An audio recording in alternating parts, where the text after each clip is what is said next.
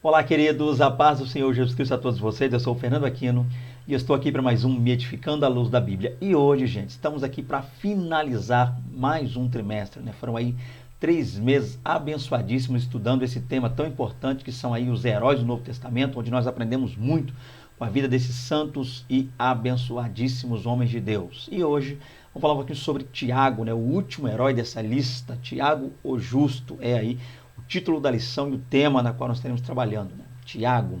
E é interessante que eu gostaria de estar aproveitando, gente, a oportunidade, a última lição, para estar mais uma vez pedindo aí, né, o apoio de vocês, né? O trimestre acabou, como eu já disse aqui, última lição, mas eu ainda não consegui o material para dar início e continuidade às demais lições referentes ao segundo trimestre, né? Eu já descobri aí qual vai ser o tema, já me foi passado, pelo menos, mas as lições eu não consegui ainda, a revista eu também não consegui, e para piorar um pouquinho mais as coisas, a partir do dia 28 aqui no meu estado, o estado do Espírito Santo, falo da cidade de Serra, né, no estado do Espírito Santo, vai haver uma espécie de lockdown. Dizem que não, mas está com cara de lockdown, então vai acabar fechando tudo, parando aí o comércio, e por isso eu não vou estar conseguindo adquirir o material. E por isso, mais uma vez, eu conto com a paciência, perseverança aí e o auxílio de vocês, tá? Nesse trimestre, o primeiro trimestre aqui, eu tive o prazer de receber de algumas pessoas aí fotos, né, imagens das lições, as quais eu digitei e consegui ter o material para poder estar lecionando.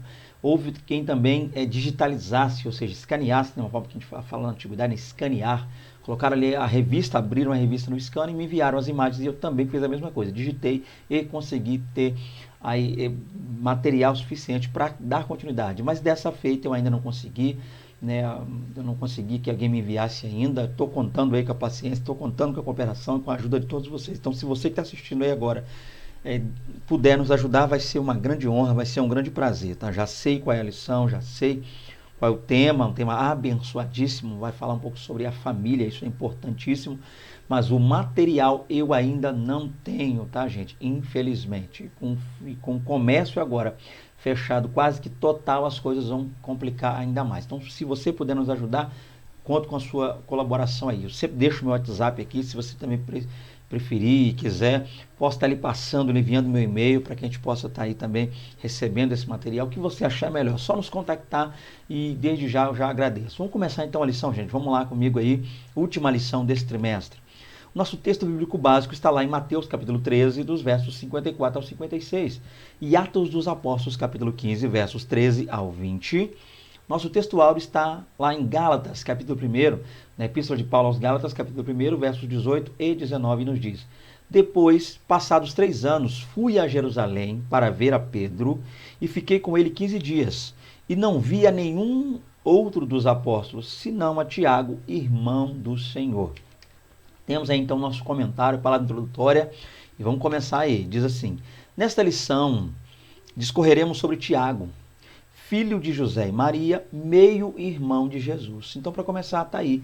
O Tiago que nós estaremos vendo aqui hoje nessa lição é o Tiago, irmão de Jesus. Nós temos aí o termo, né, meio-irmão, aludindo ao fato de que Jesus Cristo não era filho de José, biologicamente falando, coisa essa que nós sabemos que Tiago o era. Então, Jesus, meio-irmão de Tiago, e Tiago, é claro, meio-irmão de Jesus. E é esse Tiago que nós vamos falar, o Tiago, irmão do mestre, irmão de Cristo Jesus. Ele cresceu com o mestre na Galileia, porém, mesmo tendo testemunhado seus milagres e ouvido seus ensinamentos, recusou-se, em primeiro momento, a crer que ele era, de fato, o Messias prometido de Israel. Então a gente vai ver também nesse estudo aí um pouquinho sobre esse período, esse momento, esse início na qual Tiago e seus outros irmãos também não creram a princípio em Jesus. Foi necessário que algumas coisas acontecessem, a gente vai ver um pouquinho sobre isso aí, e como Tiago, né, essa mudança maravilhosa que Deus realizou na vida de Tiago, um Tiago meio que incrédulo quanto ao ministério, quanto ao chamado, ou seja, quanto à pessoa de Cristo Jesus, ele acabou tornando-se um grande discípulo de Cristo, né? Um discípulo amado mestre. Ele já inicia sua carta falando servo, discípulo de Cristo. Isso é maravilhoso, né? Servo de Deus, servo de Cristo Jesus. Então, de alguém que não cria, ele passa a ser um servo. Isso é importantíssimo. Vamos lá, também falaremos outras coisas aqui. No entanto, Tiago ficou convicto do caráter messiânico de Jesus, vindo tornar-se um dos principais líderes da igreja de Jerusalém. Então, a liderança de Tiago vai ser destacada também nessa lição aqui. E conforme estudaremos adiante, a tradição eclesiástica o identifica como autor da epístola que leva seu nome, então, à famosa epístola de Tiago. É esse Tiago, sim, a gente vai ver já um pouquinho mais sobre esse tema. Vem comigo aí em mais essa lição, última lição no trimestre, mas eu creio que Deus tem coisas maravilhosas para falar ao seu e ao meu coração, tá? Vamos lá. Então, o primeiro tópico está aí, Tiago, o homem. E dando continuidade, é claro, finalizando, mas continuando aí, vou falar um pouquinho sobre o nome de Tiago, como eu fiz aí com os demais personagens. Para você que não viu, para você que não teve aí o prazer e o privilégio de estar conosco aqui estudando, eu sempre disponibilizo, como digo aí, uma playlist relacionada a todo o trimestre. Então, para você que não pôde, de repente, acompanhar em tempo real, você vai poder, a partir de agora também, acessar essa playlist referente ao primeiro trimestre e estudar. Ainda porque a gente precisa entender uma coisa, gente. EBD tem data, ok, ela vai acontecer domingo que vem, mas isso não quer dizer que a gente não possa, posteriormente a ela, continuar estudando. Então, por isso é que esses vídeos ficam aí arquivados, para que ainda que o que passou é a lição. Talvez o que tenha passado é a data prevista para a EBD, mas isso não quer dizer que o conteúdo ou que o assunto estivesse ligado ou esteja ligado só àquela data. Então, você pode depois entrar aí, acessar e assistir um pouquinho mais e aprender, tá? Então, eu conto aí com a sua presença, ok? E comente, né, para nos auxiliar, para nos ajudar. O seu comentário é muito importante, porque é através desse comentário que a gente passa a ter um feedback e saber realmente se o trabalho está bom ou não, o que precisa melhorar ou não aí nesse trabalho, ok? Então, conto com você. Vamos lá, Tiago, o homem. Então, para começar, o nome de Tiago. Então, nós sabemos que Tiago, gente, vamos lá, Tiago não é, a princípio, um nome de origem grega. Tiago é um nome de origem semítica, ok? Embora essa pronúncia Tiago, né, a gente vai ver isso aqui já, não aluda de maneira tão clara e direta à cultura hebraica, mas Tiago, ou a cultura semítica, como você quiser falar aí, fica à vontade para isso, a aula é sua, professor. Mas o ponto é entender que Tiago é um nome de origem semítica, ok? Não um nome de origem grega. E dentro da origem semítica a gente percebe que Tiago é um nome de origem hebraica. E como é que ficaria, como seria Tiago então? Vamos lá, vamos ver o hebraico para entender um pouco isso. E a gente sabe, a princípio, que Tiago, no hebraico, seria Yaakov. Lembrando, a pronúncia do nome já nos faz entender um pouco mais sobre a Antiga Aliança, o Antigo Testamento. Por quê?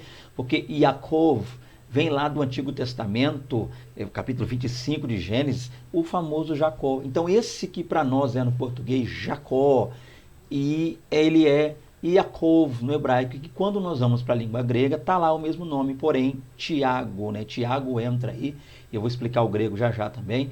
Então, esse mesmo nome Tiago, que é visto no Novo Testamento, é o nome de origem semítica, que equivale lá à palavra hebraica, o nome hebraico Yaakov, ok?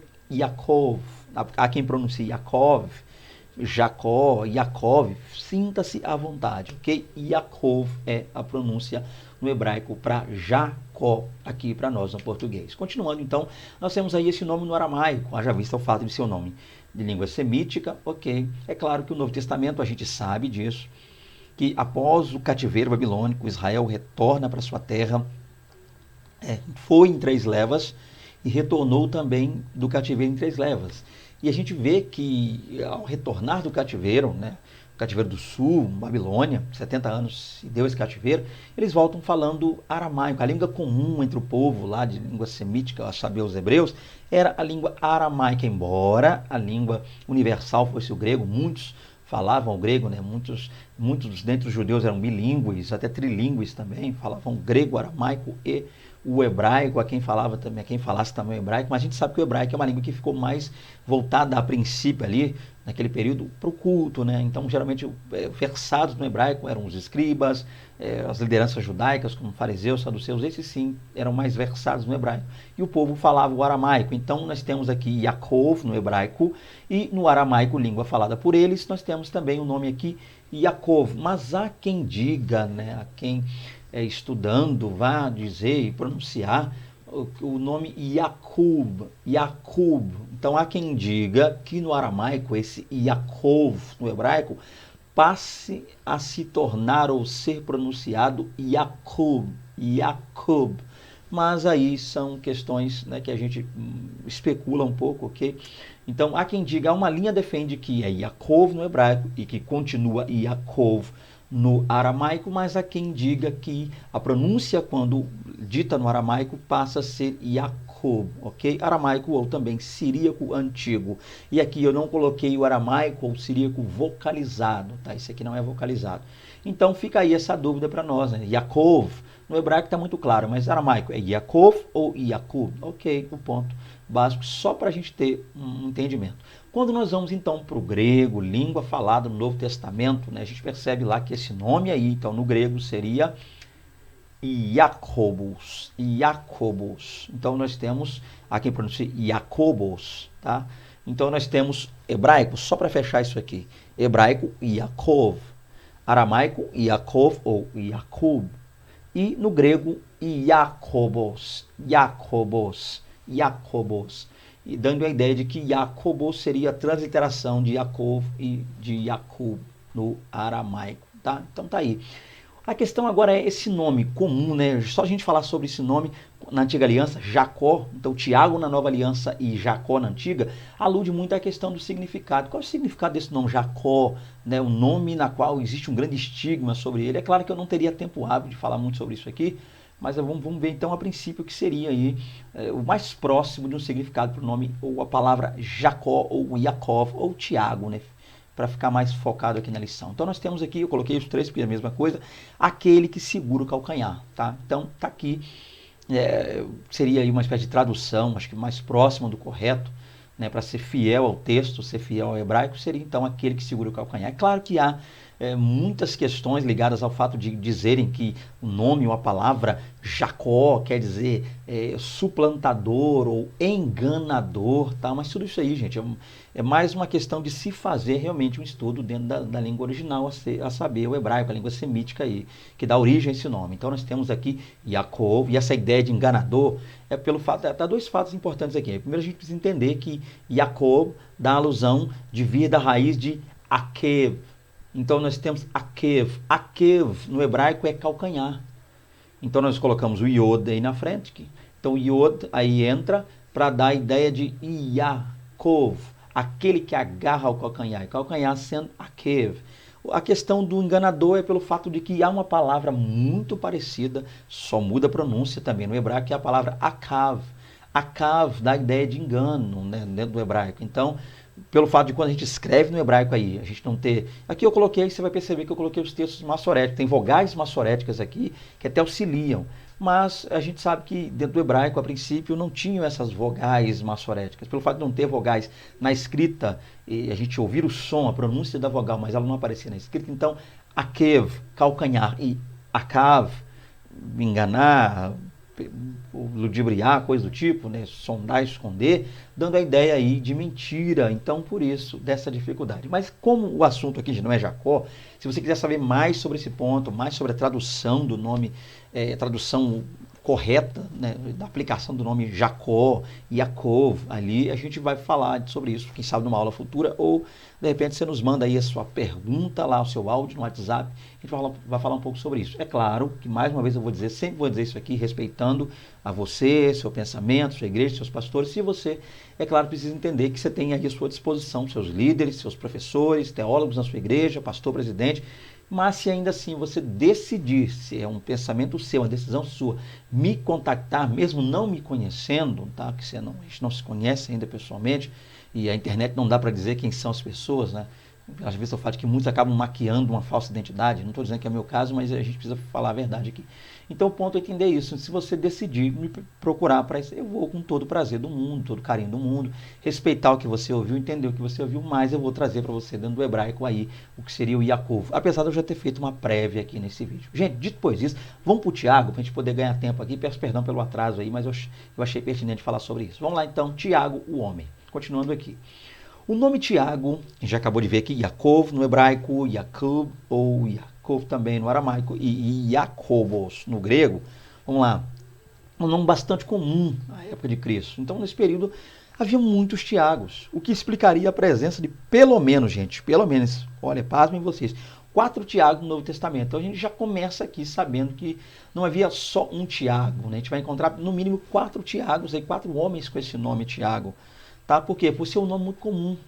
E às vezes a gente acaba se esquecendo disso. Há pessoas que se esquecem do detalhe, do fato de que, assim como hoje, a gente tem muitas Marias no mundo, não diria só no Brasil, mas no mundo, muitos José, muitos João, muitos Fernandos, como é o meu caso. Então a gente às vezes acaba esquecendo e achando que na Bíblia não existem pessoas com os nomes repetidos. Tiago é um exemplo desse. Como outro exemplo que a gente acaba se esquecendo, Jesus.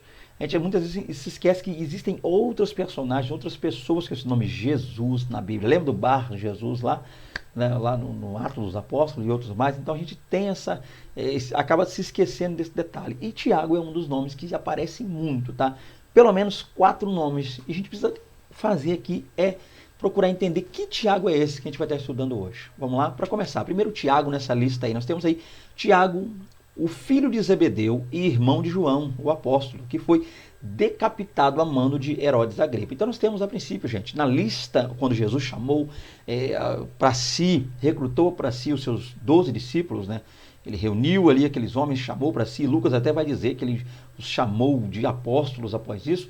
Nós temos, a princípio, a ideia de que havia ali alguns Tiagos naquela lista. O primeiro Tiago que a gente percebe é o Tiago, irmão de João, filho de Zebedeu. Lembremos-nos que Jesus chamou lá na praia Tiago e João, que estavam ali lavando as redes junto a seu pai, ok? Então a gente percebe isso aí. Então nós temos esse Tiago que era muito próximo, né, naquela lista, Pedro, Tiago e João. Então Pedro, Kepa, Cefas, Kefas, como você quiser falar, Shimon, Simão, fica à vontade. Então nós temos Simão Pedro, e junto a Simão Pedro estavam Tiago e João. E esse Tiago aí é esse aqui, o irmão de João, tá? Então, que inclusive foi o primeiro dos apóstolos a ser martirizado. Ele foi decapitado. Uma leitura de Atos dos Apóstolos, capítulo 12, nos mostrará claramente isso. Herodes Agripa, ele prende tanto Pedro quanto esse Tiago. Tiago é decapitado e Pedro está preso, até que a igreja orando, Pedro é liberto dessa prisão. Então nós temos aí, encabeçando a lista, Tiago, irmão de João, primeiro Tiago. Outro Tiago nós temos aqui é um segundo Tiago, o filho de Alfeu, identificado por muitos estudiosos como o menor, né? Tiago, o menor, é como nós chamamos, Tiago menor. Também um dos apóstolos, olha que coisa interessante. Então Jesus também chamou um outro Tiago. Isso é importante. Então nós temos Tiago, um dos apóstolos, que era irmão de João. Agora outro Tiago, na lista dos apóstolos, esse dessa feita era filho de Alfeu, né, como era chamado lá entre os hebreus, né, de Yaakov ben Halfai, Yaakov, Tiago ben, filho Halfai de Alfeu. Então Tiago, filho de Alfeu, ou Tiago menor, um dos apóstolos também aí nessa lista, ok? A gente já está vendo 2, né? Só chamados por Cristo como apóstolo já tem 2. Temos aí, nessa lista agora de apóstolos, um apóstolo chamado Judas, mas esse apóstolo, esse discípulo que tornou-se apóstolo, um dos 12, chamado por Cristo, tinha também um pai chamado Tiago. Então Tiago é o personagem aí, que seja pai de um apóstolo chamado Judas, ok? Então nós vemos aí quando Jesus está chamando ali Judas, né? Yehudá, Judas, Yehudá. Então Jesus chama Yehudá, Judas, Ben Yaakov. Agora é diferente. Então esse Judas aqui é filho de um homem chamado Tiago. Tiago, pai de um dos apóstolos. E para fechar essa sequência, nós temos aí o Tiago, que é o meio-irmão de Jesus, tradicionalmente chamado de Justo, né? A tradição dá a Tiago a alcunha de Justo ou Justo. E esse, sim, gente, Tiago, irmão, meu irmão, sinta-se à vontade para falar aí como você achar melhor. A gente acaba citando meio irmão até para definir esse ponto do fato de que realmente Jesus não nascera de José, Jesus fora gerado no ventre de Maria pelo Espírito Santo de Deus, uma obra maravilhosa. Então o ponto básico é entender isso aqui. Esse Tiago, gente, é o Tiago aí que nós estamos estudando, Tiago, justo, meio irmão de Jesus. Ok? Esse é o alvo aí. Só para a gente ter essa noção de que havia no mínimo 4 Tiagos. Tá? Vamos lá então. A ambiência familiar, né? O ambiente ali, o clima familiar, a situação em que Tiago foi criado. José e Maria, pais de Tiago, levaram uma vida humilde. No entanto, muitas vezes tem se exagerado quanto à pobreza daquela família, confundindo-a frequentemente com indigência. Então, gente, vamos lá. Nós sabemos que os pais de Jesus, ou melhor dizendo, a família de Jesus por completo, né, não era uma família abastada, não era uma família que nós poderíamos considerar como sendo rica. Tá? Mas também não era uma família de indigentes, uma família que não tinha onde viver, não tinha onde morar. Nós entendemos, né, por diversas referências bíblicas, que essa família possuía sim uma casa, possuía sim uma situação. É claro que há muitos pontos a serem analisados. O primeiro desses pontos aqui a ser analisado é o fato de que quando estava próximo ali o nascimento de Cristo, a gente sabe que houve um censo, José precisando se alistar, Maria também, então eles vão a Belém, eles deixam ali a região onde habitam, vão a Belém para esse censo, para essa inscrição, por assim dizer, nesse censo, e ali, é claro, acaba acontecendo o fato de Maria conceber, dar à luz a Jesus. Não havia lugar para eles estarem, uma casa, as estalagens estavam, as estrebarias estavam lotadas, né? E Jesus então está próximo a nascer, e naquele momento José, ele acaba meio alugando uma espécie junto a uma estrebaria daquela, uma manjedoura, um lugar junto aos animais. Aquele homem cede a ele um lugar junto aos animais. E Jesus vai nascer ali, é muito claro isso. Mas o que nós percebemos é que com a chegada dos magos, né, e a Bíblia não disse que eram 3, tá, gente? E também não disse que eram reis. Muita gente acredita dos reis magos. Essa ideia de reis magos, é claro que é uma questão mais ligada à tradição. Não diz que eram reis, diz que eram magos, a palavra é magoi, e também magoi do grego, e não dá alusão também a entender quantos eram. A gente muitas vezes acaba dizendo que eram 3 por causa dos presentes. 3 presentes a gente acaba associando. Se 3 presentes, então 3 magos. Mas poderiam muito bem, já que é magos, lembrando, magoi ali está no plural, magos, então era mais de um, ok, mas também não está dizendo que eram 3. Mas eram 3 presentes, um presente para cada, vamos colocar assim, a maioria coloca dessa forma. Então, mas poderiam ser 2 magos com 3 presentes. Poderiam ser 5 magos com 3 presentes, 10 magos com 3 presentes. Eu não quero muito me estender aqui para não colocar muita coisa, mas o ponto é que naquele momento que os magos surgem, Jesus já não está mais na manjedoura. A gente não vê a questão da palavra patnes ali no grego. Patnes não está mais ali, manjedoura.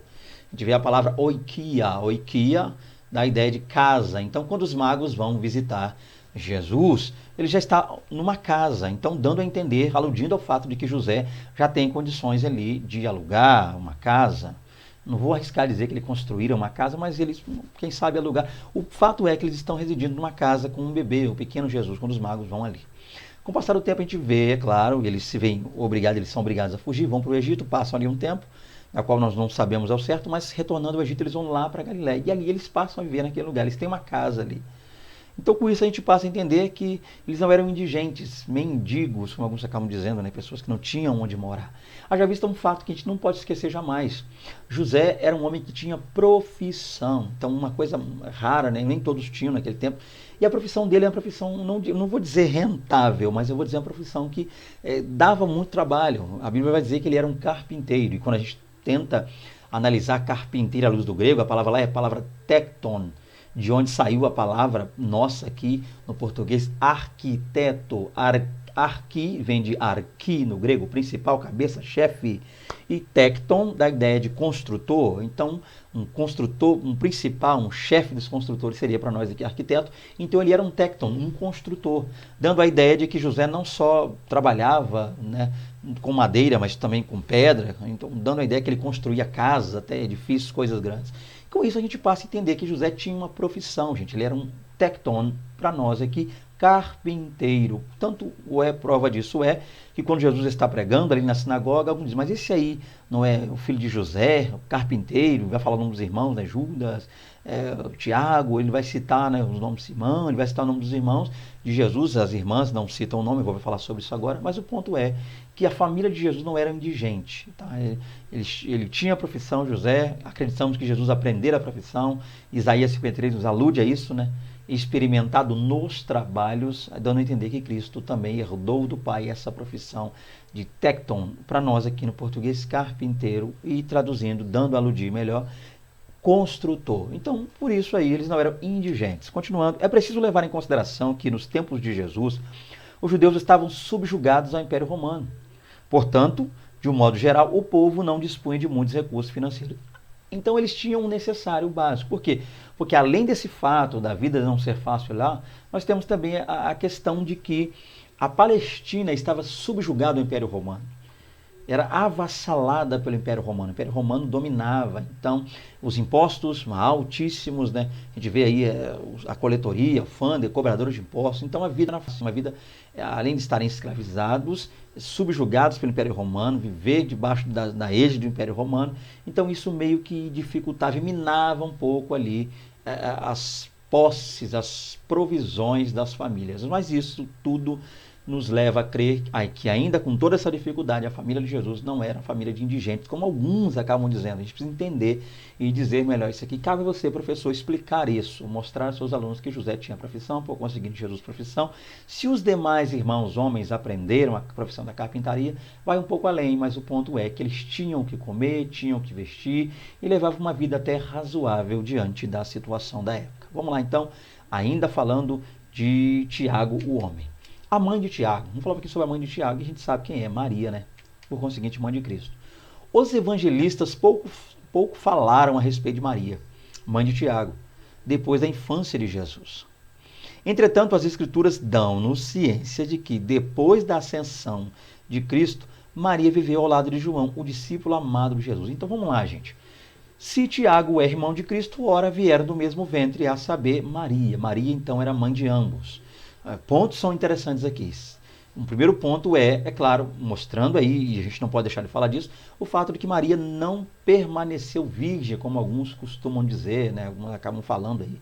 Né? O catolicismo romano defende muito essa visão de que da perpétua virgindade de Maria, né? Que após Jesus, Maria não teve outros filhos, e a palavra lá para definir, né, os irmãos de Jesus seria a palavra irmãos do grego, a palavra adelphoi.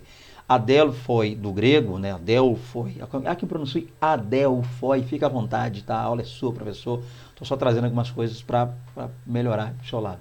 Então, Adelphoi do grego, dando a ideia de irmãos. Então, há quem diga, inclusive muitos voltados aí à questão do catolicismo, que a palavra Adelphoi do grego, que nós traduzimos como irmãos, pode ser, segundo consta aí, segundo dizem, traduzido como primos também. Então, esses ditos irmãos de Jesus, como Tiago também é um deles, queriam, na verdade, primos de Jesus e não irmãos, ou seja, filhos da irmã de Maria, tá? E não filho de Maria. Mas a gente sabe que isso aí não condiz, não bate. O ponto aqui é entender, é claro, focando aqui na IBD, que é o nosso foco, o fato de que Tiago é irmão de Jesus, ou seja, e vem do mesmo ventre também de Maria, mas desta feita Tiago é filho de José. Esse é um ponto importante. Está aí o diferencial entre o irmão e meio irmão. Então Jesus é meio irmão porque não veio de José, né, biologicamente falando, mas de Maria, ok? E o Espírito Santo é quem realizara todo esse processo miraculoso, maravilhoso e tremendo. Mas Tiago, nós entendemos que sim, é filho de José com Maria.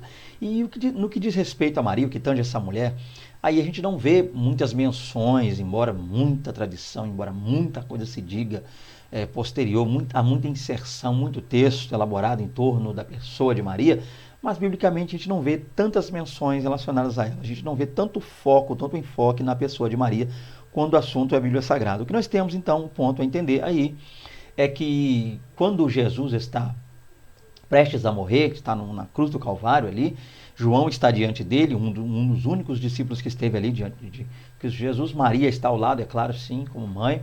E naquele momento, Jesus olha para João e diz, né, eis aí tua mãe. Né? E olha para ela e diz, mulher, eis aí o teu filho. Então, dando-nos a entender que a partir de então, Jesus está agora pedindo a João, muito próximo a ele, é lógico, o discípulo mais próximo de Jesus, como a gente pode dizer, biblicamente falando, que cuide dela, que a acalente, que a console naquele momento tão difícil para ela, aquele momento tão complicado para ela. Então a gente passa a ter, sim, a partir daí, a alusão, a menção de que Jesus pede que João cuide de Maria, esteja ao lado dela, a acalente ali, a console, e a gente percebe isso. Tanto é que quando nós vamos após essa referência, né, de Jesus falando com João, e ele vai dizer, né, Jesus olhou para o discípulo a quem amava e disse, é claro que o texto não diz, Jesus olhou para João, Jesus, o discípulo a quem amava, mas a gente faz essa alusão clara e tem a certeza de que é João, não há dúvida quanto a isso. E a partir daí a gente passa a ver um novo relato. Que relato é esse? Maria, ela aparece novamente, lá em Atos dos Apóstolos. Eu vou ler um pouquinho sobre isso. A última referência a ela, né, a Maria, na Bíblia, está em Atos 1,14.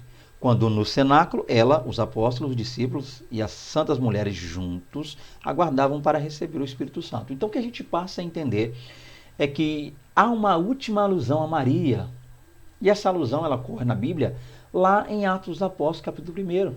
Nos diz que após o processo da crucificação, aquele período todo ali, eles vão ainda em Jerusalém para um lugar chamado cenáculo, né, um salão no segundo andar de uma casa, onde cremos ser ali o lugar onde foi realizada a ceia do Senhor, onde cremos ser também casa de Maria, outra Maria, né? Não essa Maria, mãe de Jesus, mas Maria, mãe de João Marcos, Atos 12:12 nos dá essa comprovação. Então, no cenáculo a gente vê realmente lá os apóstolos reunidos. Junto a eles estão aí algumas mulheres piedosas. Dentre essas mulheres lá está Maria. Então Maria está junto aos apóstolos, ou seja, João está ali. E Maria também mostrando que João realmente estava fazendo aquilo que Jesus lhe pedira que fizesse. Maria está acompanhada por João, João está acompanhando Maria, isso é importante. E o texto termina dizendo ali no verso 14 que os irmãos de Jesus estão presentes ali. Então, com isso, nós entendemos que João, é claro, não ficou muito tempo, muitos anos, dedicando ali a esse cuidado a Maria, dando a entender que esse pedido de Jesus seria uma questão mais imediata, né? Mas naquele momento, olha, nesse momento agora, João, ou como quem diz, eis sua mãe aí, cuida dela agora aí, acalenta ela aí, socorre ela aí, cuida dela porque o que eu tenho que fazer, não posso mudar, não posso. É Cristo pondo ali, vivendo o que ele teria que viver realmente, essa coisa linda que é a morte, por conseguinte, sua ressurreição, tá, por amor de nós, tá, por nossos pecados, mas que naquele momento, enquanto Maria estivesse enlutada, sofrendo aquele processo de mãe, né, natural isso, então João estaria ao lado dela. Mas o fato de o capítulo 1, verso 14, trazer-nos a alusão de que os discípulos, ou seja, de que os irmãos de Jesus estão lá, olha que coisa tremenda. Então os filhos de Maria estão lá, e são muitos. São homens e mulheres, filhos de Maria, os irmãos de Jesus, dando a entender que, a partir daí, quem passa a cuidar também de sua mãe são os irmãos de Jesus, ok? E João, ele é visto posteriormente realizando a obra. Quando ele vai a Samaria, a gente não vê, quando ele vai ao templo pregar, é preso, Maria não está junto. E outras coisas mais, quando ele vai lá a Samaria, Atos 8, Maria não está junto. Então a gente vê outros pontos. Tá? Houve um tempo em que João dedicou-se realmente, pela questão da obra, a estar ali consolando Maria, mas a partir daí o que nós entendemos com essa referência de Atos 1,14 é que os irmãos de Jesus dão prosseguimento e cumprem, é claro, sua função e missão, filhos, cuidar, é claro, de sua mãe. Então essas são aí referências, pontos, alusões a Maria, mãe de Jesus, mãe de Tiago, ok?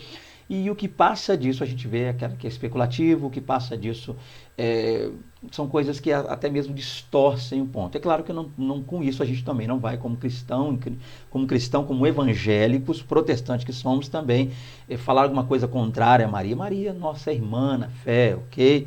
Mulher que foi ali agraciada, ou seja, recebeu um dom imerecido. Maria, sim, tinha pecados, como nós o temos, natureza pecaminosa, e todo mundo, está muito claro isso aqui. Como o assunto do vídeo é Tiago, eu não vou me ater muito a Maria. Vamos lá, então, a mãe de Tiago, Maria, mãe de Jesus também. Vamos lá, o pai de Tiago agora, José.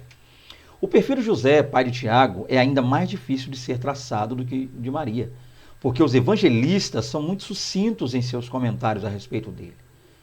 O discreto olhar que o autor do Evangelho de Mateus lança sobre José permite nos entender que ele era um homem justo. Então tá aí, gente. Se nos é difícil falar de Maria, ainda com algumas referências relacionadas a ela, imagina o quão difícil é para nós falarmos de José, pai de Jesus. A gente passa a entender, a partir de algumas referências, que José ele vem a óbito, ele falece num tempo. E esse tempo, nós acreditamos que seria antes de Jesus iniciar o seu ministério de maneira oficial. Okay? Antes dos 30 anos de idade de Jesus, dá-nos a entender que o pai já tinha morrido. Porque nós não vemos menções de José após Jesus ter iniciado o seu ministério. A gente lê muito sobre o início ali. Até Maria é citada, a gente passa a perceber algo desse tipo lá em João 2, Caná da Galileia. O texto vai dizer, né, que 3 dias depois houve umas bodas em Caná, né, e a mãe de Jesus estava ali, Jesus e seus discípulos foram convidados também para as bodas. Então, a gente vê Maria, uma alusão a Maria. E a irmã de Jesus disse, não tem vinho no casamento. Então Maria, há referências, no próprio Atos dos Apóstolos que eu citei, 1,14, mas não vemos tantas ou tais referências relacionadas a José. O que nós temos, biblicamente acerca de José, está ligado ao fato da infância de Jesus, quando Jesus ainda era infante, era jovem, ele criança, recém-nascido, bebê, por conseguinte crescendo. Lucas 2, com seus 12 anos, comemorando assim o seu chamado Bar Mitzvah, tornando-se um filho da maioridade, um filho da lei, um filho do mandamento. Aí nós vemos José, quando Jesus se perde, José e Maria vão procurá-lo. Mas a partir do momento em que nós vemos Jesus iniciando o seu ministério aos 30 anos, José já não mais é citado, mencionado, já não aparece. Com isso, isso são pontos que nos levam a pensar que José teria morrido enquanto ou antes que Jesus iniciasse seu ministério, tá? O que nós temos dele é interessante, que eu já li e vou repetir, um discreto olhar que o autor do Evangelho de Mateus lança, né, um olhar sobre José, ele cita-nos algo sobre José, no momento em que José, ao descobrir que Maria estaria grávida, por assim dizer, né, de Jesus, estaria para dar à luz a Jesus, José intenta fugir secretamente para não difamá-la. E a gente sabe que motivos que levariam a isso. Nós estamos falando de uma cultura, gente, onde o noivado era basicamente um casamento, né? Diferente de nós hoje, ocidentais e contemporâneos. O fato é entender que naquele tempo havia, sim, uma visão muito clara e ampla do que seria o noivado. O noivado é quase que um casamento, né? Os noivos faziam ali, assinavam um documento, né? Chamado em hebraico ketubá, um documento ou um contrato de casamento. Então havia todo um processo e cláusulas estavam vigentes nesse contrato. Então havia o fato de que se a mulher, durante o noivado, surgisse como o caso de Maria grávida, ela poderia ter traído o seu noivo e, por conseguinte, a pena para tal era o apedrejamento. Então José, pensando nesse ponto, né, na integridade de Maria, em não difamá-la, em não fazer com que, se ele relatasse às autoridades, ela poderia ser morta, apedrejada. Então ele tenta fugir secretamente. E é claro que ele é avisado por Deus, que ele levanta ali a ele um anjo, um sonho, e diz a ele que não deixe Maria, explique o que está acontecendo para José. O ponto é que José é apresentado como um homem justo.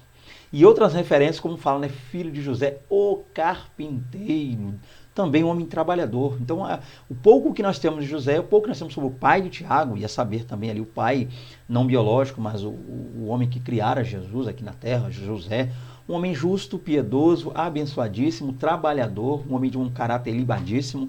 A gente passa a entender um pouco a respeito da vida de José, tá? Ainda que não muito, ainda que não tanto, mas com isso a gente vê o referencial de pai que Tiago teve. É claro, Jesus também, lógico. Mas o referencial, já que o assunto aqui é Tiago, então volta e meia eu vou falar sobre Jesus e Tiago, esse é o ponto. Mas como o Tiago cresceu, o ambiente em que ele cresceu, um pai justo, um pai abençoadíssimo, um pai trabalhador, que não sabemos quando falecera, mas imagine a falta tremenda e terrível que deixou no coração. Continuando aqui, vamos lá, o assunto ainda é Tiago, eu não vou me ater demais a José. Os irmãos de Tiago. Vimos a mãe Maria, o pai José, agora os irmãos.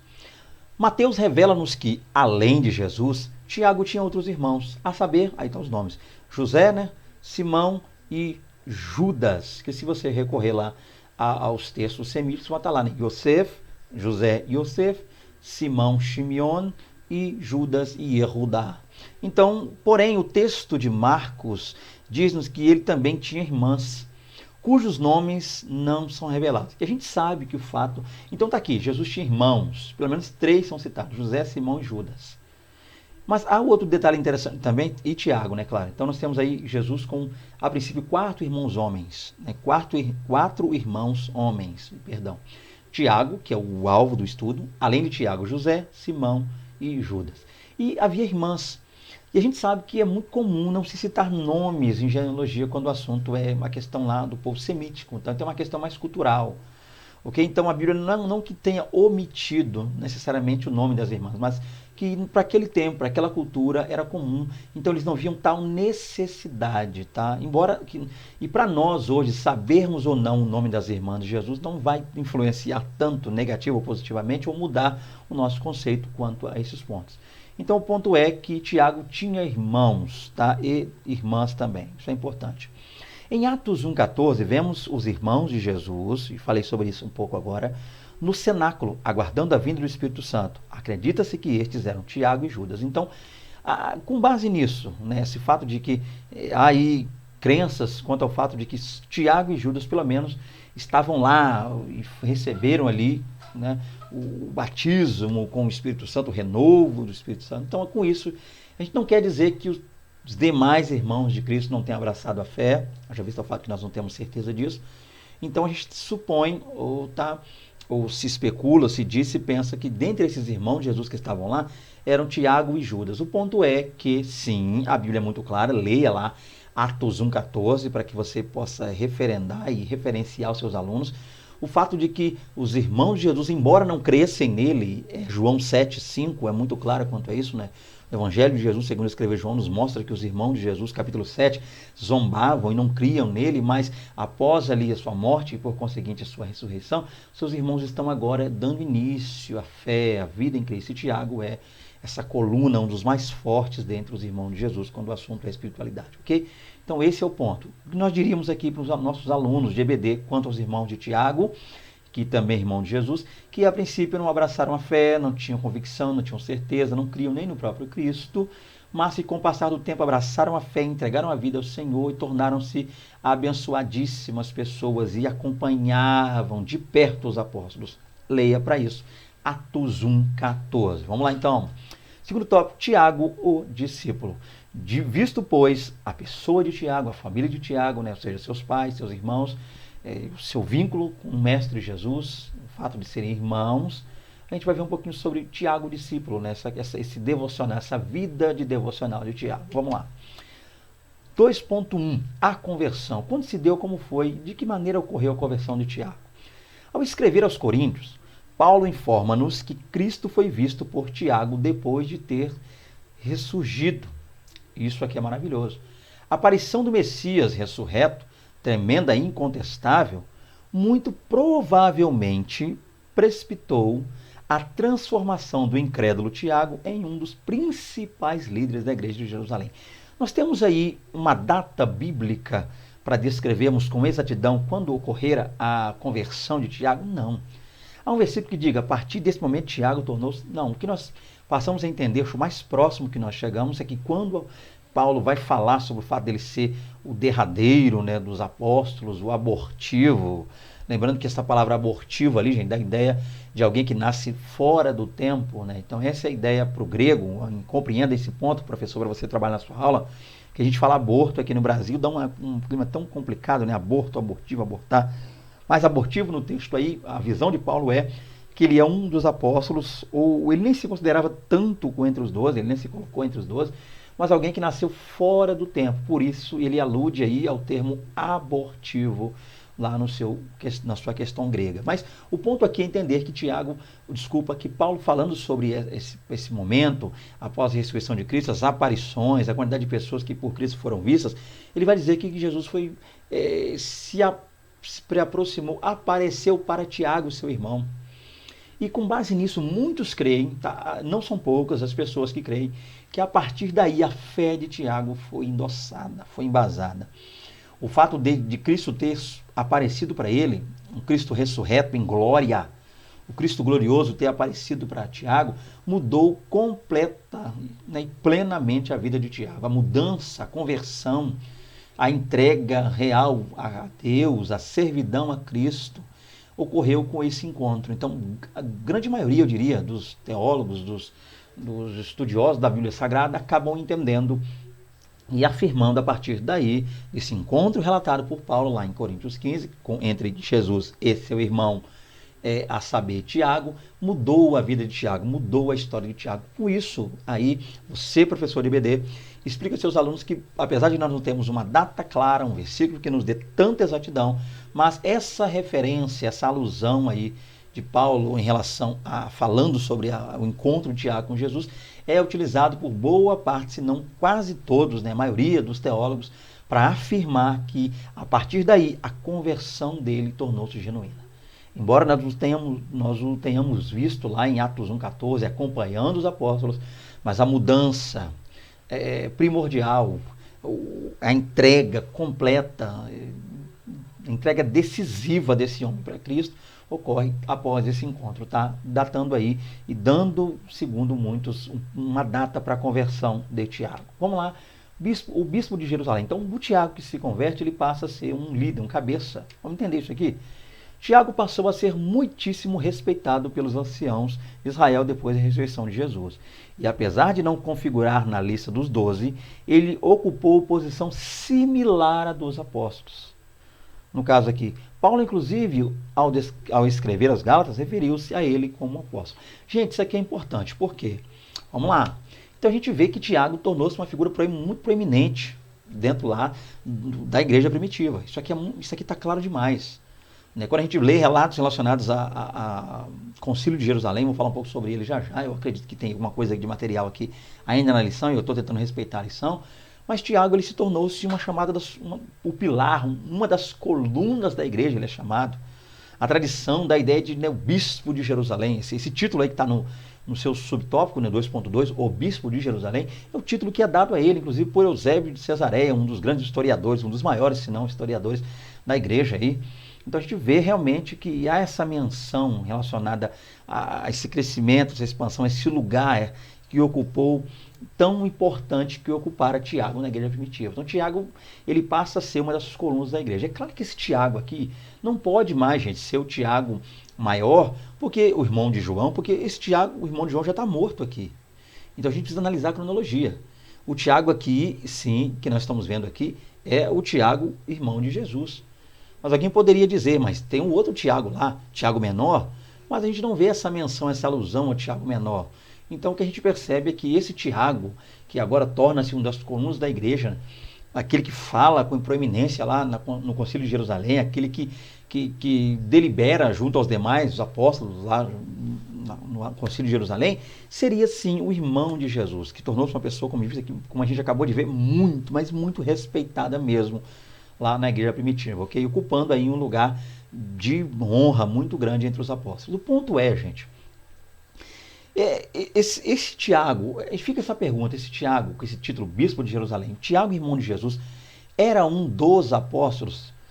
Essa referência que nós vemos lá em Gálatas, que a gente leu, né, está lá no texto áureo, essa referência é suficiente para dizer que Tiago era um dos 12, era um dos apóstolos?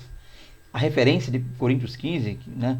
Ou seja, primeiro Paulo fala em Gálatas que ele esteve em Jerusalém, 15 dias ele passou, esteve junto a Pedro, 15 dias, e não viu outro dos apóstolos, senão a Tiago, o irmão do Senhor, Paulo fala. Então, com isso, Paulo está equiparando, colocando, ele está inserindo Tiago na lista dos 12 apóstolos. Não é suficiente. A gente não pode pegar esse texto e dizer que com esse texto que Tiago está dizendo, ou perdão, por favor, que Paulo esteja afirmando que Tiago era um dos apóstolos. Não. Então isso não é suficiente. O primeiro ponto é esse. E a referência, a menção também de Paulo a Tiago lá em 1 Coríntios 15 também não coloca junto à lista dos 12 apóstolos, porque ele dá uma lista extensa de pessoas. Ele fala de Cefas, ele fala do próprio Tiago, mas ele cita ali quase 500 pessoas, então, ou seja, nem todo mundo ali é apóstolo, então a gente precisa entender claramente. Então, ele ocupa uma posição de destaque, uma posição de coluna, um dos principais, há quem diga que ele liderou, ele passou a liderar a igreja primitiva, mas isso não faz dele um dos 12, tá? Um dos 12 apóstolos. É importante a gente falar um pouquinho sobre isso. É claro que EBD, tempo, não tenho eu de trabalhar esse ponto, essa questão, mas se ainda assim está uma dúvida, a gente pode falar mais sobre esse assunto aqui, ok? Para te ajudar, professor, para corroborar aí com a sua lição, com a sua aula. Então, Paulo traz essa visão, mas isso não é suficiente para dizer. Com isso, gente, não nos dá base clara. Gálatas, Paulo referindo a Tiago, e 1 Coríntios 15, esses dois textos ainda não são suficientes para dizer que Tiago era um dos 12 apóstolos. Como eu estou dizendo, isso dos 12, inclusive eu até grifei aqui 12. O irmão do Senhor tornou-se o principal líder da igreja de Jerusalém. Isso aqui está muito claro, não há dúvida quanto a isso. A posição que ele ocupou no primeiro concílio da igreja justifica, inclusive, o título de bispo de Jerusalém, que alguns escritores atribuíram posteriormente, nesse caso aqui, Eusébio de Cesareia. Basta que você busque aí História Eclesiástica, você vai achar um pouco disso. Eusébio de Cesareia, História Eclesiástica, para você pesquisar aí. Então, ponto, gente, está muito claro isso aqui. Tiago tinha posição preeminente, uma posição de liderança, mas ele não era um dos 12 apóstolos. Mas a gente percebe algo tremendo, que é o posicionamento dele lá no Concílio de Jerusalém, que eu não vou falar nesse slide, porque slides posteriores trazem um pouco desse diálogo e eu vou tentar trabalhar com vocês ele. Está claro até aqui? Creio que sim. Vamos lá, agora sim, o primeiro Concílio de Jerusalém, o primeiro concílio da igreja. O texto bíblico mostra-nos que Tiago, e o texto aqui é Atos 15, né, presidiu o Concílio de Jerusalém, Atos 15 e 13. O qual foi convocado para considerar as condições de admissão dos gentios na igreja. Dessa forma, o irmão do Senhor ajudou a formular as diretrizes que deveriam ser divulgadas em favor das comunidades cristãs de Antioquia, Síria e Cilícia. Gente, o texto aqui, Atos 15, um momento aqui interessantíssimo, e uma alusão a isso a gente encontra lá na Epístola de Paulo aos Gálatas, capítulo 2.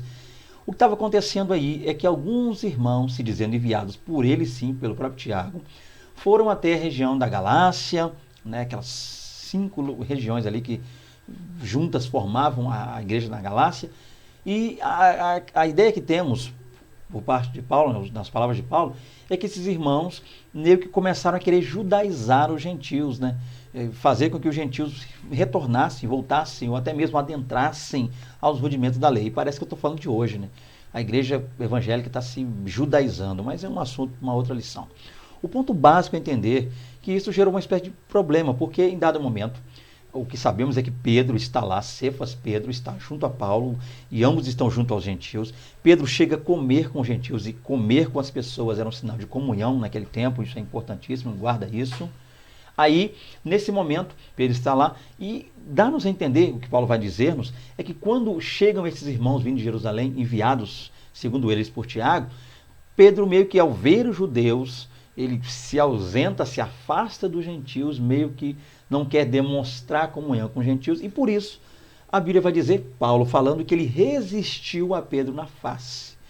Por causa disso, então, a gente vai ver que esse é um dos motivos, e outros mais, essa inserção dos gentios, essa chegada dos gentios à igreja, acabou causando uma espécie de problema, né, no que tange a visão de alguns judeus. Para algumas pessoas isso foi problema. É claro que onde a gente quer chegar é isso aqui. Com isso, houve sim a necessidade de resolver isso. E o que se fez, o que chegou para isso, foi então o primeiro concílio da igreja, a saber, o concílio de Jerusalém. Tá? E nesse concílio a gente percebe que Barnabé e Saulo começam a dar relatório da primeira viagem, e junto a isso eles acrescentam a expansão e o crescimento lá em Antioquia da Síria, e findam falando das maravilhas que Deus realizou durante o caminho, enquanto eles estavam indo de Antioquia da Síria, representando aquela igreja, indo em direção a Jerusalém, naquela região da Síria, região de Samaria, Deus ainda estava operando entre os gentios. Isso é maravilhoso. Com isso, então, eles acabam de falar. Pedro também cita algumas coisas maravilhosas e importantes. Pedro começa a citar um pouco do que aconteceu na sua vida, na casa de Cornélio, né, no evangelho sendo pregado entre os gentios, o Espírito sendo derramado entre os gentios. Pedro fortalece essa fala, corroborando com isso.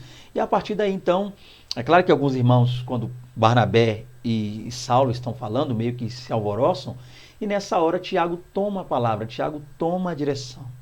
E tomando a direção, Tiago começa a deliberar, a falar. Ele traz algumas questões importantes que a gente vai citar agora já, quais foram as questões que ele analisou.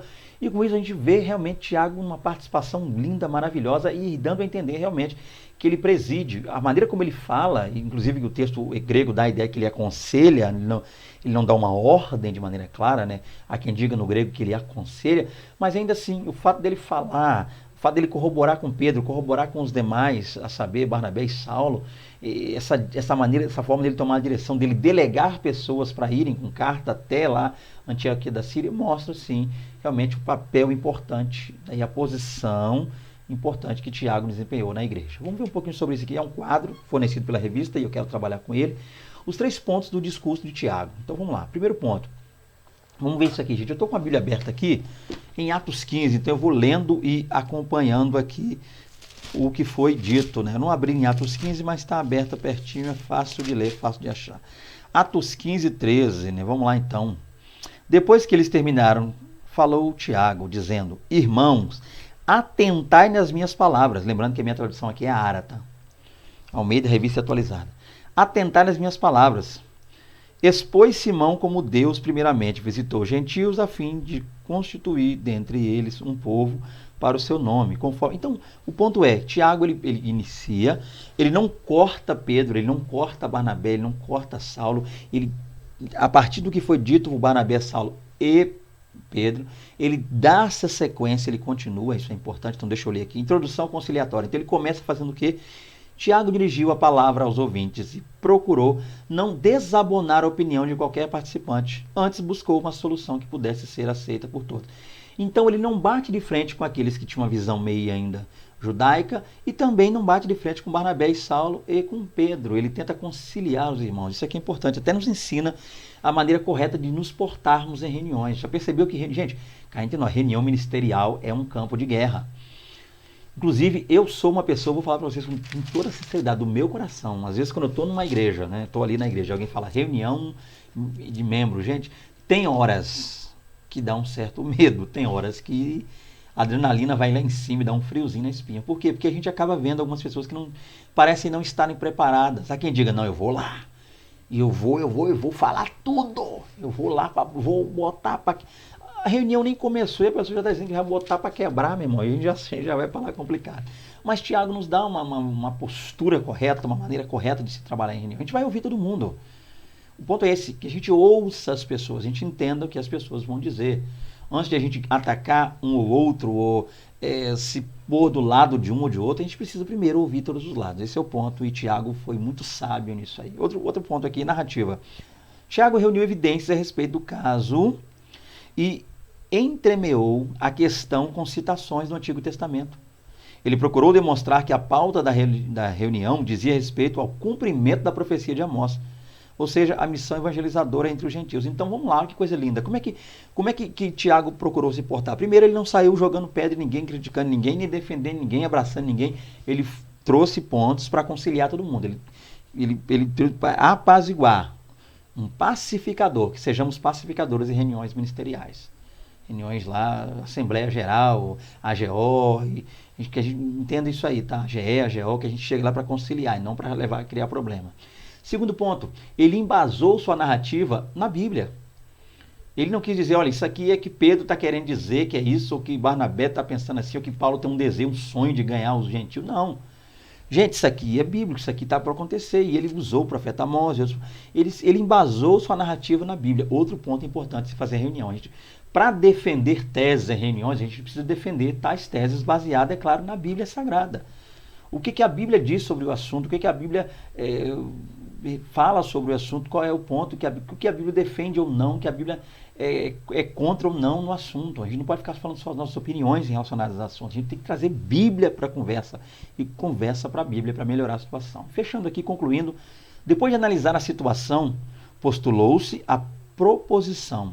Ou seja, os gentios deveriam abster-se de alimentos sacrificados a ídolos, do sangue e da carne de animais sufocados e das relações extraconjugais, ou seja, das chamadas porneias, fornicações.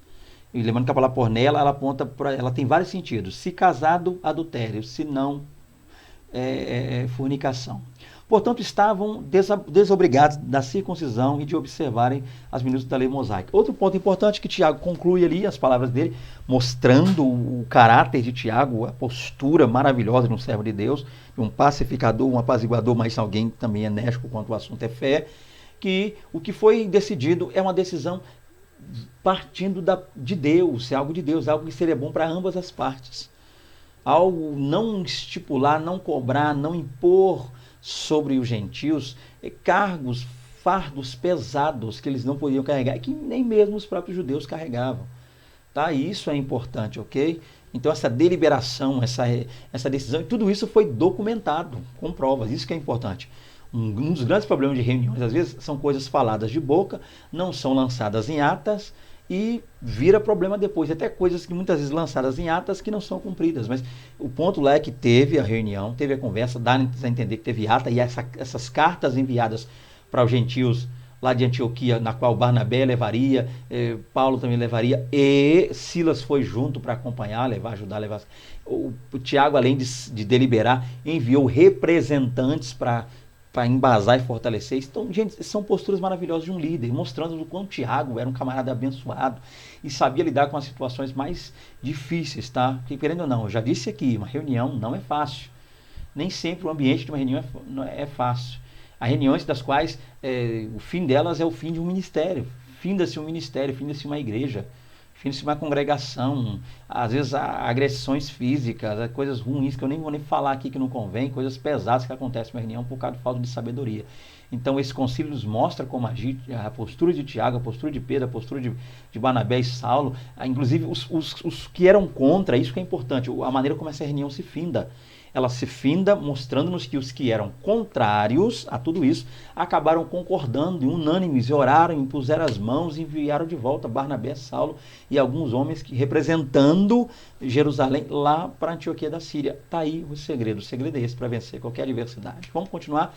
O bispo dos apóstolos. Então ele era o bispo lá de Jerusalém e lá o líder, por assim dizer, uma das colunas da igreja. Ele liderou lá tremendamente.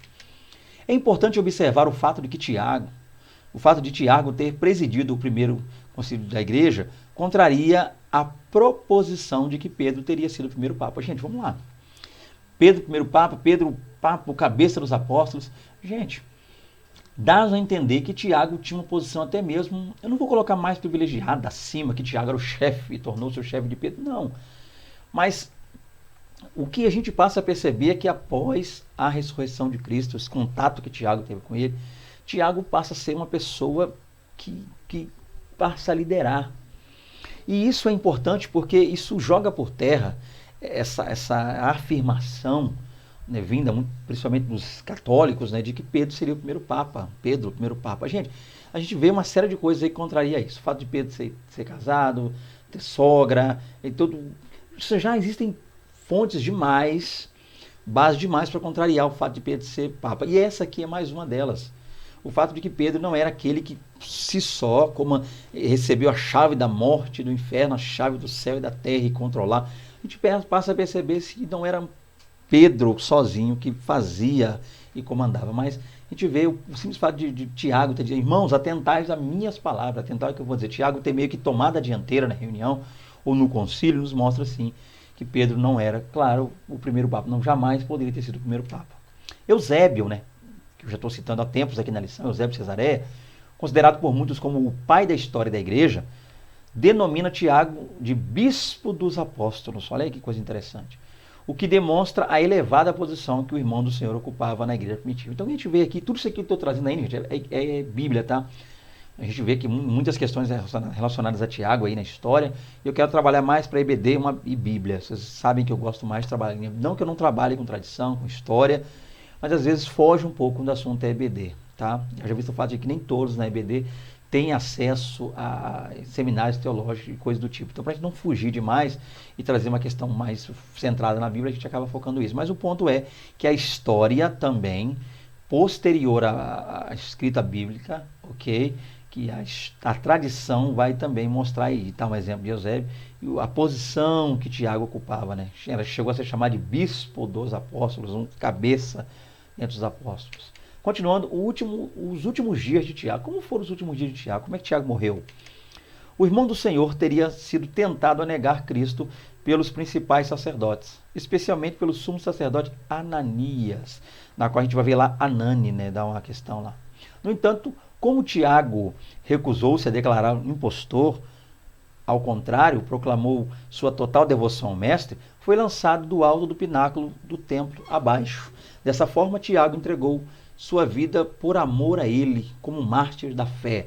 Então, gente, a história vai dizer, aqui você vai, uma referência boa para você ler algo sobre isso, até citar, é muito citado, inclusive, seria aí Flávio Josefo, né? Flávio Josefo, em seu livro, A História dos Hebreus, que é muito visto aí na igreja, né? A gente já tem inclusive traduzido, né? Quem compra, quem usa. Então, Flávio Josefo, História dos Hebreus, ele vai citar um pouco a respeito daí da morte. Ele tira uma parte, separa uma parte do seu livro para falar um pouco sobre a morte de Tiago, irmão de Jesus. Ele vai dizer que o sacerdote naquele tempo aproveitou um momento ali de uma transição, uma mudança lá feita, né, na questão ligada no império, e ele agora decide então lançar Tiago lá de cima do alto, né, foi lançado de cima do pináculo do templo. Tiago cai lá embaixo e a história vai dizer, Flávio Zé também, que Tiago não morreu com a queda e ele morreu depois de apedrejado. Ele cai, não morre, não vem a óbito e aí depois, posteriormente, ele é apedrejado por esse motivo, tá?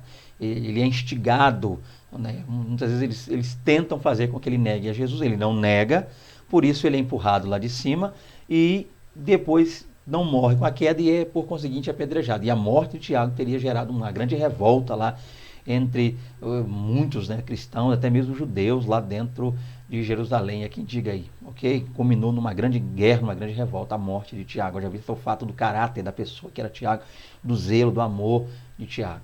Continuando aqui, terceiro tópico, a Epístola de Tiago. Falando sobre Tiago, homem, falando um pouquinho sobre o discípulo Tiago, o seu devocional, agora a epístola, escrito que leva o nome dele. A Epístola de Tiago. A Epístola de Tiago, logo no início, identifica seu autor. Então a gente vê Tiago 1, já começa falando quem é Tiago, né? No entanto, não há evidência absoluta de que este Tiago seja o irmão do Senhor. Apesar disso, a tradição eclesiástica acredita que ele seja por exibir notável semelhança com o Senhor. Então nós temos aqui, gente, vamos lá, Tiago. E o mais importante aqui é a gente fazer algumas análises, ok? Vamos lá, estou chegando aqui já. Então, qual é o ponto importante aqui, gente, para falar sobre o Tiago? Tiago 1, Tiago, servo de Deus e do Senhor Jesus Cristo, às 12 tribos que se encontram na dispersão. Saudações. Então, a gente percebe aqui, a Epístola de Tiago começa. Por que a Epístola de Tiago? Porque já tem alguém dizendo aqui, Tiago. Começa Tiago, servo de Deus e do Senhor Jesus Cristo. A questão é que nem todo mundo acredita que esse Tiago, autor da epístola que leva seu nome, seja o irmão de Jesus.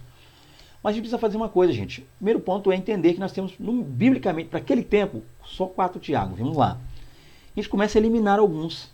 Tiago, pai de Judas, um dos apóstolos? Não. Provavelmente não. Tiago menor, já visto o fato que a gente não vê nada de que tem de escrita, nada de não cite, também não. A gente pode eliminar Tiago menor. Tiago maior, ou Tiago, melhor dizendo, irmão de João, não, porque foi o primeiro dos apóstolos a ser morto, o primeiro mártir, foi decapitado. Só não sobra quem? Só não sobra Tiago, irmão de Jesus. Então nós entendemos, até mesmo pelo conteúdo, a questão da escrita, todo esse processo, a semelhança entre a Epístola de Tiago e as mensagens de Cristo, nós entendemos que esse Tiago aí não é outro senão o irmão de Jesus, ok? Então, a Epístola de Tiago, sim, esse Tiago aí seria o irmão de Jesus. Vamos continuar. Vamos lá. Ok, isso, somente isso. Salvação pelas obras ou pela graça? Fechando já. A grande questão teológica nessa carta é o binômio fé e obra. Deixa eu falar uma coisinha aqui, gente. Eu acabei, acho que não falei, eu li, mas vamos lá. Tiago, servo de Deus e do Senhor Jesus Cristo. Isso aqui já é maravilhoso. Tiago agora, o Tiago que não cria lá atrás, agora é servo de Cristo, ok? E isso é importante. E tem mais uma coisinha que eu quero falar. Após esse slide eu quero falar uma coisinha com vocês. Vamos lá. Eu acredito que não vai esquecer. Aí ele fala dizer, e as 12 tribos, uma alusão aos filhos de Israel, que se encontram na dispersação. O que seria isso aqui? Esse termo dispersação, diáspora, era uma alusão que se dava, né? Ele usou o sentido figurado para falar das 12 tribos, e essa questão de dispersação é para dizer que ele está escrevendo aos judeus, seus patrícios, seus irmãos, que estavam fora de Jerusalém. Os judeus fora de Jerusalém recebiam aí essa alcunha da diáspora, da dispersão, que estavam dispersos fora de Jerusalém. Então, voltando a falar da carta de Tiago. A grande questão teológica nessa carta é o binômio fé e obras. Muitos argumentam que seu autor estava falando sobre a verdadeira fé versus a falsa fé. Mas parece óbvio que Tiago não estava questionando se quem recebia a fé era um cristão autêntico. Ele, por repetidas vezes, chamou seus leitores de meus irmãos. É claro que Tiago dirigia-se a pessoas que estavam exercitando a fé salvadora. Portanto, o que está em discussão aqui é o quê? É a existência da fé destituída de obras, pois para Tiago a fé sem obras é morta. Então vamos começar, gente. Aquele velho ponto, aquela velha história, né? Tiago falando na sua epístola, um dos pontos mais citados na epístola de Tiago é a questão dessa comparação entre fé e obra. Inclusive é quem o ponha, o faça degladiar ali contra Paulo, né? Que Paulo fala da questão da fé sem a fé e não pelas obras, salvação pela fé e não pelas obras. E alguns acabam dando a entender ou achando que Tiago está falando da salvação pelas obras e não só a fé. É necessário também ter obras. É claro que aqui nesse ponto não há o que se entender no que tange a diferença entre ambos, não há o que se colocar, não há divergência, não é contrário um ao outro, ok? Ambos estão falando do mesmo assunto, a mesma coisa, porém com visões diferentes. O que Tiago, que é o nosso foco, está dizendo aqui é que sim, dizer que é salvo, dizer que tem fé, mas não apresentar as obras do salvo é uma fé, acaba sendo uma fé morta. Então ele não está colocando aí a salvação pelas obras. Tiago não está fortalecendo a ideia de que nós, para sermos salvos, precisamos fazer obras. Obras é quem nos salvará. Ele está dizendo que uma das credenciais de um salvo são as suas obras. Não há como dizer que é salvo, não há como dizer que vive como salvo, não há como demonstrar ser salvo e ter a salvação, se não, é claro, realizar as obras do salvo, as obras, né, obras essas que Cristo realizou, dar continuidade ao que Cristo nos ensinou. Que o salvo, ele entende que ele tem obras a serem feitas, e essas obras são obras e credenciais de um salvo, obras características de uma pessoa salva, e não realizando essas obras para ser salvo. Esse é o ponto que Tiago quer trabalhar. Inclusive, ele, para mostrar isso, né, há um termo que ele usou, e o comentarista fala, ele chegou a dizer, meus irmãos. Nós temos no grego aqui, adelphoi mou, ou adelphamo. O que quer dizer isso aqui? Adelphoi quer dizer irmãos, adelphoi, irmãos. E mou, ou mon, como alguns costumam dizer, quer dizer que meus irmãos. Então ele chega a chamar todos meus irmãos, aqueles a quem ele está escrevendo, fortalecendo esse ponto aqui. E o que eu queria dizer aqui, gente, é algo importante, tá? Para fechar aqui, conclusão, mas eu vou falar antes de ler a conclusão, é o fato de que a gente aprende algo maravilhoso aí nessa lição de Tiago. O fato de que, estudando Tiago, a gente aprende algumas coisas também relacionadas à vida de Jesus, o crescimento de Jesus, da pessoa de Jesus. Porque Jesus lidou com algo difícil, que Jesus lidou com o fato de que os seus irmãos, os filhos de sua mãe, né, ali Maria, seus irmãos, não criam, Tiago é um deles, não criam em seu ministério. Então, o que a gente precisa aprender aqui, o que fica de lição aqui, o que deve ficar de lição, como é que Jesus lidou com isso? Porque eu tenho certeza que você passa por isso, assim como eu já passei, essa dificuldade que nós, os servos de Deus, temos de demonstrar com palavras, gestos, atos, a nossa fé diante dos nossos parentes, de pessoas que têm nosso sangue, da nossa família. Muitas vezes é para você, eu creio, mais fácil que as pessoas de fora, as pessoas de sua igreja, as pessoas do seu trabalho, faculdade, ou seja, do seu convívio aí, que não sejam familiar, vejam em você essa fé. Então, muitas vezes as pessoas da sua igreja te têm como um homem de Deus, uma mulher de Deus, as pessoas por onde você trabalha, ó, chegou aí um homem de Deus, chegou uma mulher de Deus aí. Mas às vezes parece que a sua família não vê dessa forma, as pessoas da sua casa não pensam dessa forma, não agem. Então, mostrando essa dificuldade, essa barreira que muitas vezes nós encontramos em anunciar o Evangelho, pregar o Evangelho, principalmente viver esse Evangelho entre os nossos, entre a nossa família, entre a nossa casa, entre o nosso sangue. Está essa dificuldade. E nós vamos entender que Jesus também passou por isso. E o ponto aqui é nos perguntarmos o que Jesus fez, como é que ele lidou com isso, como ele venceu essa dificuldade, e imitarmos o modelo de Jesus. E como é que Jesus venceu a dificuldade de os irmãos dele não crerem nele? Se afastando dos irmãos, xingando os irmãos, brigando com os irmãos? Não, a Bíblia é muito clara quanto a isso. Amando esses irmãos. Olha que coisa importante, coisa maravilhosa. Então, Jesus venceu essa barreira familiar com amor. Então, a gente precisa amar a nossa família, ainda que as pessoas da sua casa não creiam na sua fé, não creiam que você realmente se convertera, você precisa amar, meu. Não é que seus pais, seus irmãos, as pessoas, cônjuges, filhos, realmente não vejam em você essa pessoa de Deus que você é, ainda não enxergaram isso em você, não sei se por motivo ou outro, pelo convívio, ou não sei se alguma coisa assim, a gente fica nervoso, deixa escapar alguma coisa, mas o ponto é entender que nós precisamos amar essas pessoas. Então a melhor ferramenta para a nossa família, que a nossa família se converta e entenda realmente o ministério que nós recebemos de Deus, é através do amor. Tá? Isso é importante. Perceba que outra coisa que é importante aqui, gente, há muita tradição quanto à infância de Jesus, muita coisa que se diz, muitos milagres se atribuem a ele, inclusive antes do milagre do Caná, há pessoas que dizem que ele fazia pássaros de barro, esses pássaros de barro se tornaram reais, voaram, quando criança ele fez milagres, há tradições aí, há livros apócrifos que diz que até as fraldas de Jesus foram colocadas sobre uma pessoa, as fraldas de Jesus quando bebê curavam pessoas. Então, o que a gente entende é que o irmão dele, os irmãos, não criam no fato de Jesus, na messianidade de Jesus, na divindade de Jesus, nos mostra também aí que essas questões são só especulações. Porque nem os irmãos de Jesus tiveram, que eram próximos a ele, viram Jesus fazer esses milagres aí quando criança, pássaro de barro vira vida, fralda que cura. Então, isso só nos mostra, só nos faz entender que todas essas tradições ligadas aos que teriam sido os primeiros milagres de Jesus são só especulações. Então, duas coisas que a gente passa a entender. A primeira delas, que eu já falei e reitero para fechar, é o fato de como vencer essa dificuldade com a família. Então, é com amor, ok? Porque o Tiago, que não cria no irmão Jesus, agora é servo de Jesus.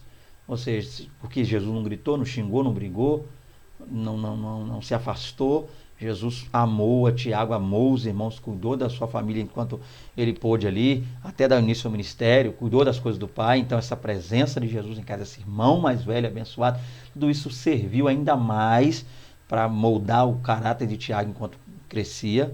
Lembrando que eles duvidavam só da messianidade, né, da divindade de Cristo, mas não da pessoa de Jesus como irmão, porque eles tinham um bom relacionamento, um bom convívio, isso é importante.